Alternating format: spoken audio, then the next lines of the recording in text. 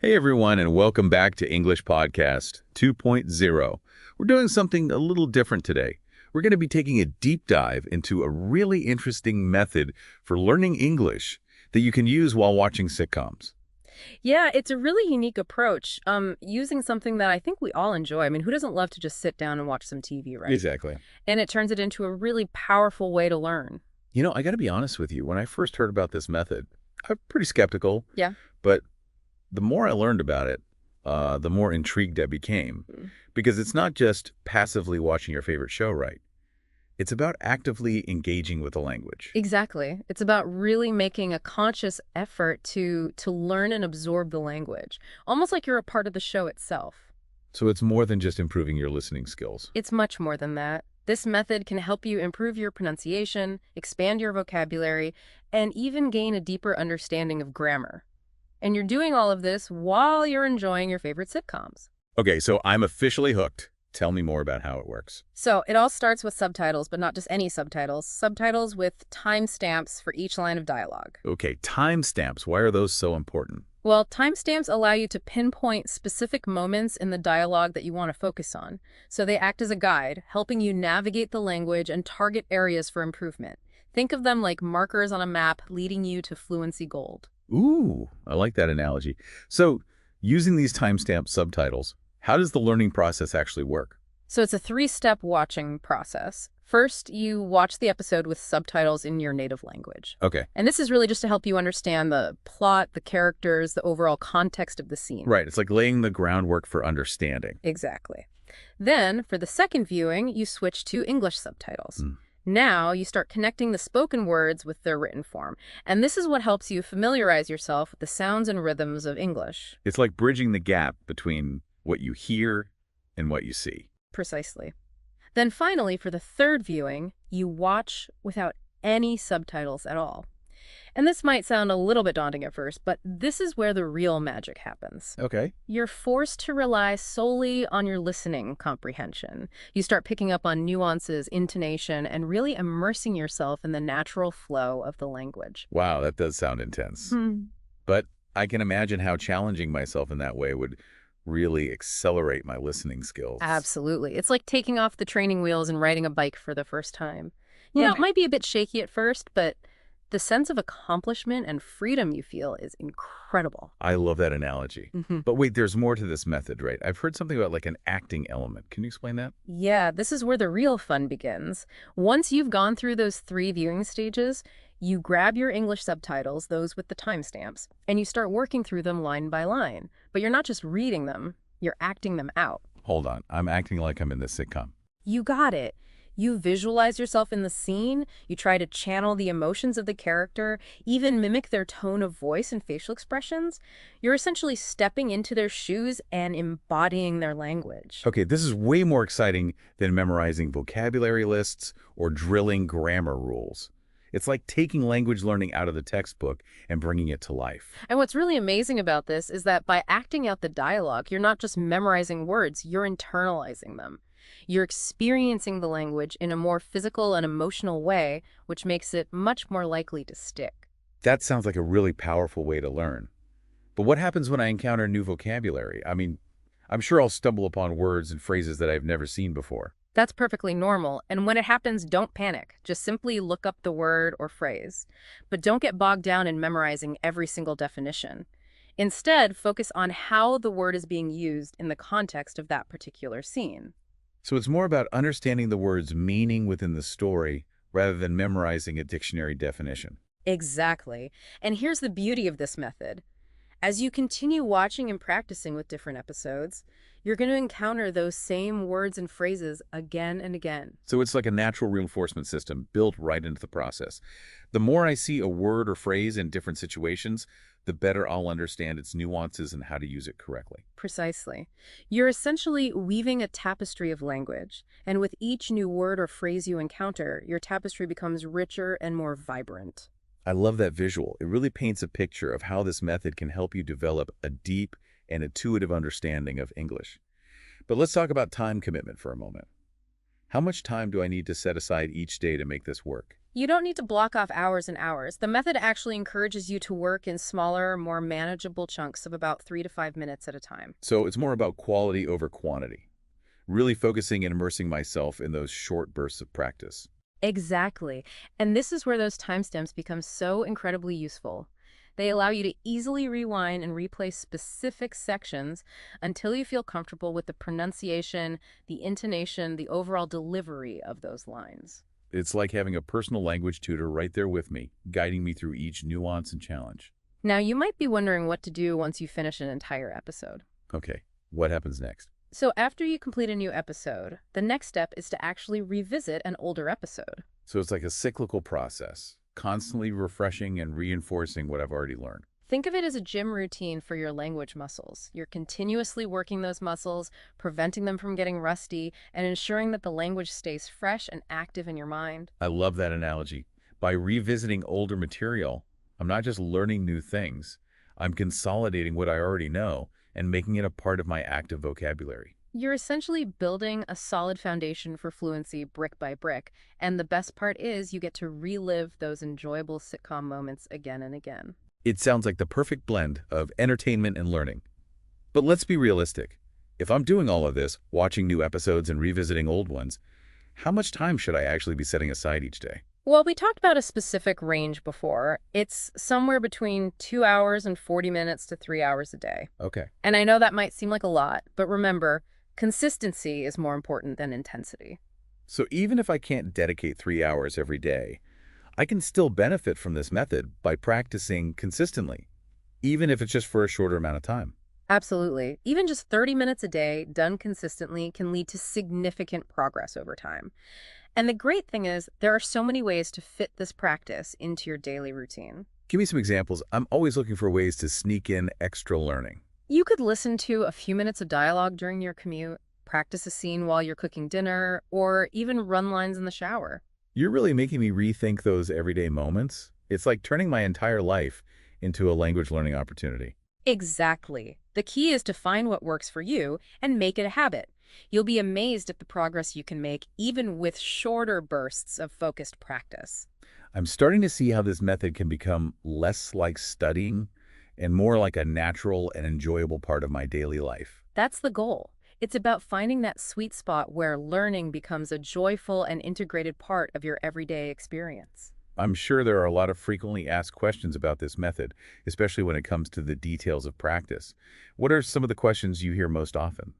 Two questions I get all the time are, how many times should I repeat each line? And how long should my daily practice sessions be? Those are great questions and ones that I'm sure our listeners are curious about as well.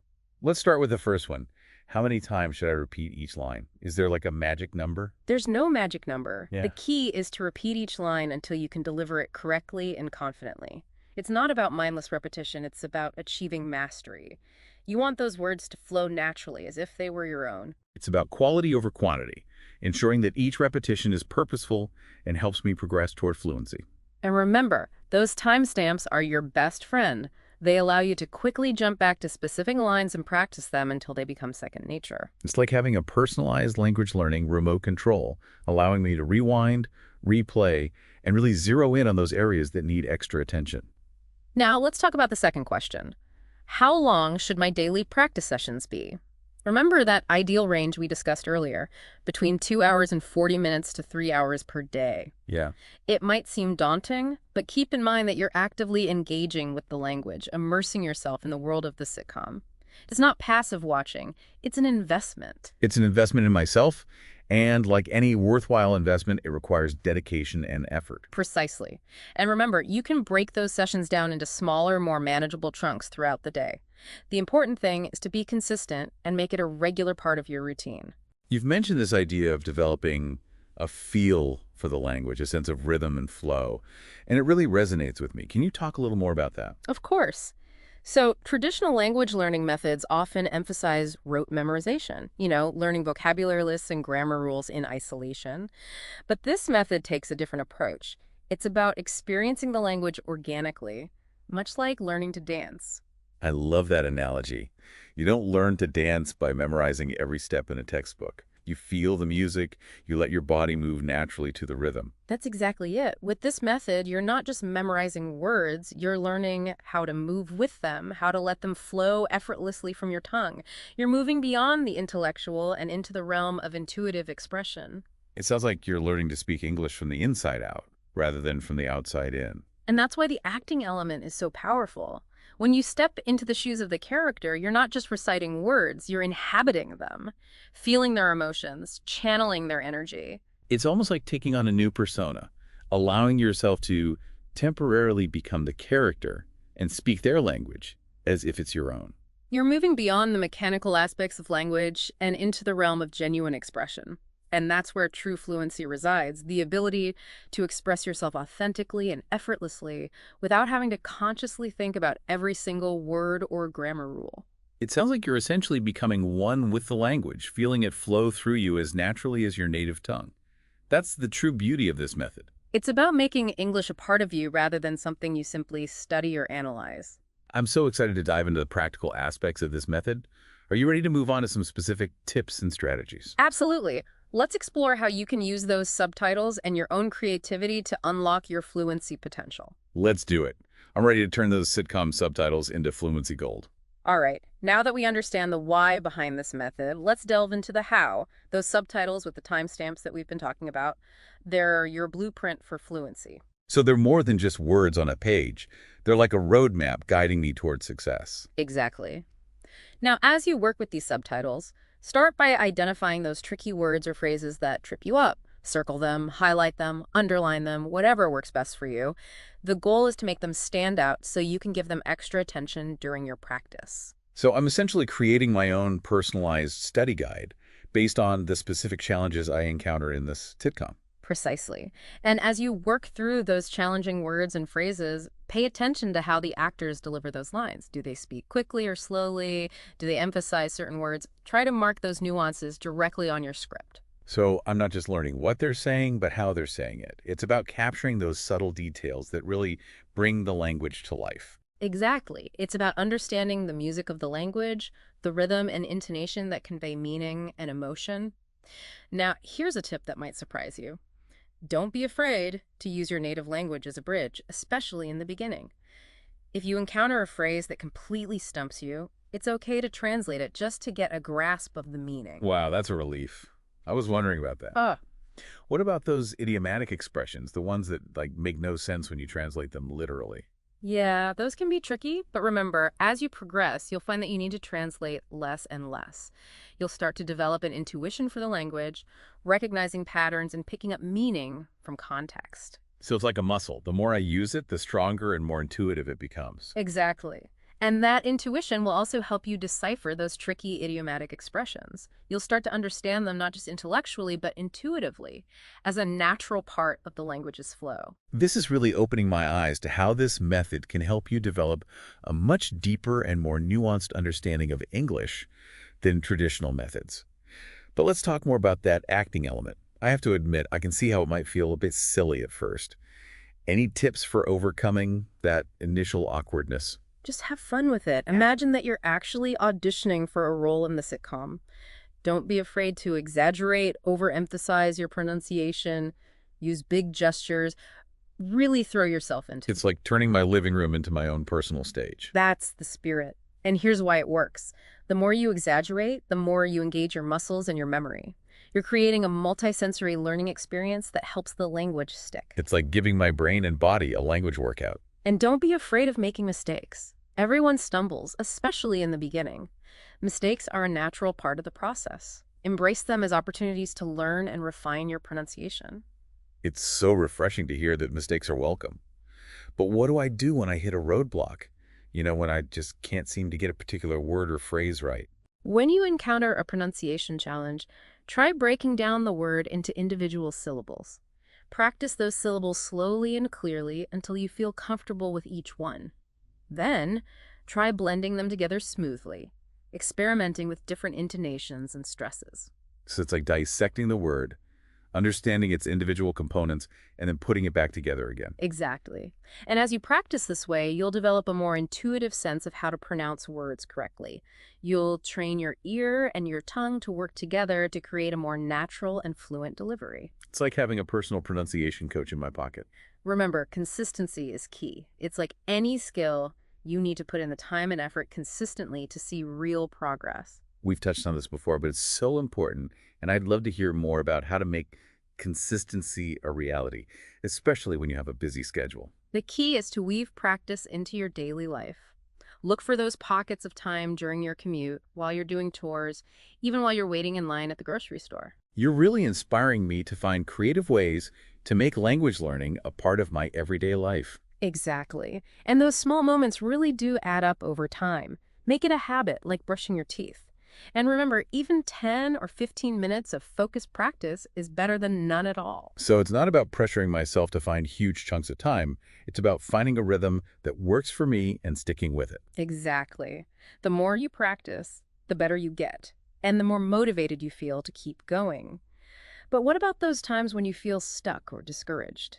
Any advice for dealing with plateaus? Yeah, that's a good point. I mean, everyone hits those plateaus at some point in their learning journey, right? It can be really frustrating when you feel like you're not making any progress. Plateaus are a natural part of the learning process. Don't compare yourself to others. Everyone learns at their own pace.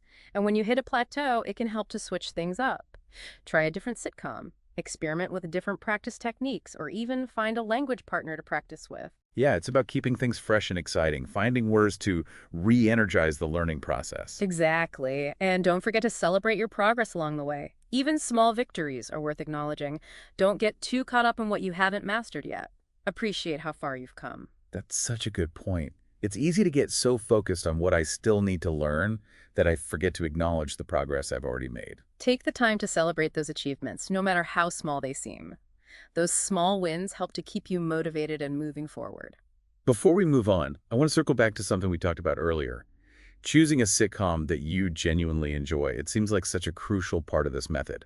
You're absolutely right. The more you enjoy the sitcom, the more motivated you'll be to practice. It's about finding that sweet spot where learning and entertainment intersect, where it stops feeling like work and starts feeling like fun. It's about aligning your passion with your purpose. I think we've covered a lot of ground in this first part of our deep dive. Are you ready to move on to our final thoughts and wrap things up? I am. I'm eager to hear those final words of wisdom and inspiration before we say goodbye to our listeners. Let's do it. I think we've given our listeners a lot to think about, and I hope they feel empowered to give this method a try. I think you're right. We've really delved deep into this method. We explored its nuances and we highlighted its incredible potential to transform the way people approach learning English. It's about so much more than just memorizing words and grammar rules. It's about truly connecting with the language, experiencing its richness, and unlocking the ability to express yourself in a natural and authentic way. It's about making English a part of your life, not just a subject you study. Exactly. It's about embracing the journey, not just focusing on the destination. So it's not about becoming perfectly fluent overnight. It's about enjoying the process of learning, making mistakes, and constantly discovering new things about the language and yourself. And that's what makes this method so sustainable. It's not a quick fix, it's a lifestyle. A lifestyle that's filled with entertainment, genuine connection, and a sense of accomplishment as you watch your skills grow. Speaking of enjoyment, I have to admit, you've really piqued my curiosity about this method. I'm starting to get the itch to dust off my DVD collection and find a sitcom that sparks my interest. I love that enthusiasm. And remember, the beauty of this method is its flexibility. It's completely customizable. You can tailor it to your own interests, learning style, and pace. So there's no pressure to follow a rigid structure or timeline. Mm-hmm. It's about making the method work for me, not the other way around. Exactly. The key is to create a learning experience that's both effective and enjoyable, a journey that you'll actually look forward to taking each day. I think that's a great note to transition into our closing thoughts. But before we do that, I want to make sure we've hit all the essential points one last time. We've talked about the importance of choosing a sitcom you enjoy, the power of active engagement, the crucial role of consistency. We've also talked about the importance of using subtitles strategically, those all-important timestamps, and how to embrace those inevitable mistakes as opportunities for growth. And we've touched on the importance of finding ways to integrate practice into our daily lives, even if it's just for a few minutes at a time. And we've explored how this method helps you move beyond simple memorization and develop a genuine feel for the language, a sense of its rhythm and flow. It really is about transforming passive watching into an active, multisensory experience that engages both the mind and the body. And most importantly, we've talked about how to make language learning fun. Finding that sweet spot where it stops feeling like work and starts feeling like a rewarding and enjoyable adventure. I think we've given our listeners a comprehensive overview of this method, equipping them with the knowledge and hopefully the inspiration they need to embark on their own language learning journey. And remember, the first step is often the hardest, but it's also the most important. So choose your sitcom, gather your materials, and take that leap of faith. You might just surprise yourself with what you're capable of. That's right. And remember, Liz a New Language isn't just about acquiring words and grammar rules. It's about opening yourself up to a whole new world of experiences, perspectives, and connections. It's about pushing beyond your comfort zone, expanding your horizons, and enriching your life in countless ways. It's about embracing the challenges and celebrating every victory, no matter how small it may seem. It's about discovering the power and the joy of communication, of connecting with others on a deeper level, of sharing stories, ideas, and experiences across cultures and languages. So to all our listeners out there, we encourage you to embrace this unique method, find that sitcom that truly sparks your interest, and embark on your own exciting adventure in the world of English language learning. We promise you won't regret it. And you might just discover a passion for language learning that you never knew you had. I think that's a fantastic point. Sometimes we just need to find the right approach, the right method, the right spark to ignite our passion and unlock our true potential. Absolutely. It's about finding that perfect blend of learning and enjoyment. On that note, I think it's time to wrap up this part of our deep dive. We've covered so much ground today, and I hope our listeners have found it as valuable and insightful as I have.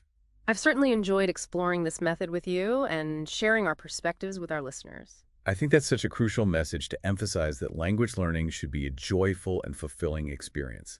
It's not about forcing yourself to study for hours on end or striving for some unattainable level of perfection. It's about embracing the journey, celebrating the small victories, and allowing yourself to simply enjoy the process of learning and growing. I wholeheartedly agree, and I think this idea of embracing the journey is especially important when it comes to learning English, which, as we've discussed, can sometimes feel like a daunting task. But if we can shift our perspective and see it as an exciting adventure filled with possibilities for discovery and connection, the entire experience becomes much more rewarding and sustainable. I love that perspective, seeing language learning as an adventure.